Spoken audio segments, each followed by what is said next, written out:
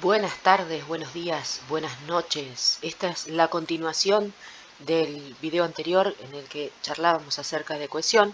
En este vamos a charlar algunas referencias generales de lo que es la coherencia para pensar y después, por supuesto, podemos consultar las dudas particulares que surjan. La coherencia, como dijimos, tiene que ver con la propiedad que tienen los textos de poder presentar un tema y de que se pueda reconocer ese tema una vez que leemos ese texto. O sea, poder decir de qué se trata un texto tiene que ver con cumplir con la propiedad de la coherencia que es inherente a los textos. La coherencia la podemos tratar, digamos, desde dos formatos o desde dos puntos de vista, que es la global, que se trata de las macroestructuras semánticas, y la superestructura.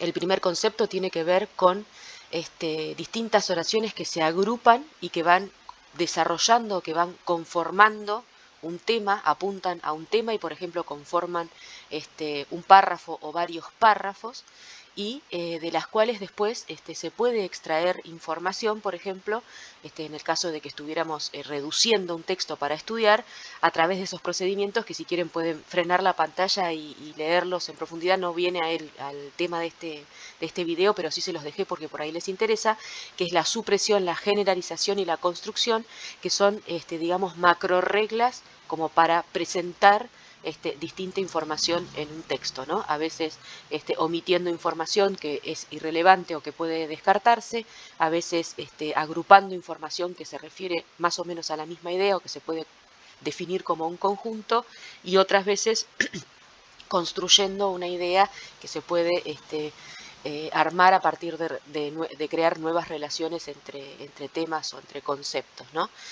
Y la superestructura es un concepto que un poco ya hemos hablado, que tiene que ver con el de composición o estructura o secuencia, y que tiene que ver con ciertas formas que adquieren los textos para ir presentando esa información.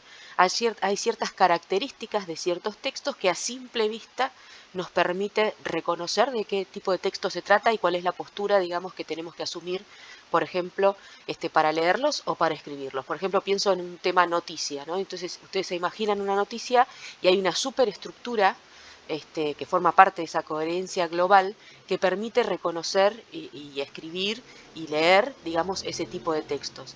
Esa superestructura tiene que ver con que presenta un título, presenta una parte que aparece como un resumen, por ejemplo, que se llama puede ser la volanta o el copete, pero bueno, en este caso me refería puntualmente al copete. Después presenta la información en un tono jerarquizado a partir de la importancia de los hechos. Si la noticia tiene que ver con un hecho cronológico, va a presentar los hechos ordenados cronológicamente. ¿Se entiende? O sea, hay diferentes formas de organizar esa información que se repiten en los distintos textos. Recuerden que esto forma parte de la misma teoría de los géneros discursivos, o sea, estamos yendo a conceptos que cada vez explican más y profundizan más la forma en que se producen y se leen los textos. Y otro concepto, entonces, importante a tener en cuenta es el de coherencia local. La coherencia local tiene que ver con fenómenos que se dan ya dentro del contenido del texto, digamos, en relaciones entre las palabras. En ese caso, se habla de tres niveles, aparecen en esta coherencia local, que tiene que ver con la distribución de la información, que tiene que ver fundamentalmente con estos dos conceptos que aparecen allí, tema y rema. La distribución de la información es cómo voy a ir presentando la información en mi texto, es decir, cómo planteo un tema, que va a ser lo que se repite, y cómo voy agregando información nueva, que es el rema, o los datos nuevos que incorporo al tema que presenté al inicio. Eso sería la distribución de la información.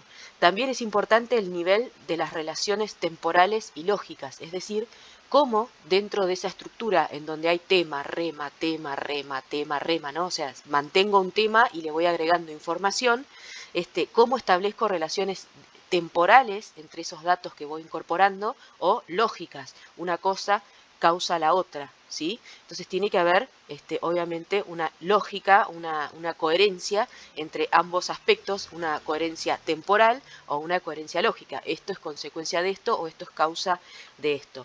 Y por último, lo que se conoce como relaciones funcionales, que tiene que ver con que a veces en el texto incorporamos partes que tienen que ver con ampliar la información, con certificar alguna información, o sea, por ejemplo, incluir una cita o demás, especificar una información, corregir, contrastar ideas, ejemplificar, generalizar, que puede ser el resumen, digamos, de esa información que hemos presentado. Pero estos conceptos, sobre todo, los presentamos para que los tengan en cuenta al momento de escribir, es decir, cómo voy a ir distribuyendo la información de mi tema en mi texto, qué voy a decir primero, qué voy a decir después, cuál va a ser el orden de esa organización del tema y cómo voy a ir incorporando, sosteniendo el tema, digamos, a partir de lo que quiero definir y de la importancia que tiene como centro, digamos, del texto, y cómo voy a ir incorporando información